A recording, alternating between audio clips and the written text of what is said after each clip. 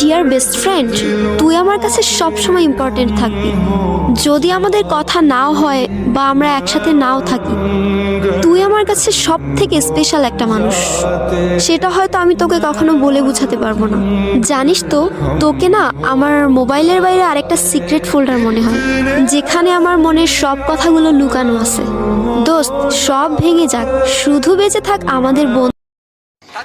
থাকমো না বেসেন যাইমো জগতে ছাড়িয়া, তুই না ব্যর্থ জীবন মাটির সঙ্গে মিশাইয়া।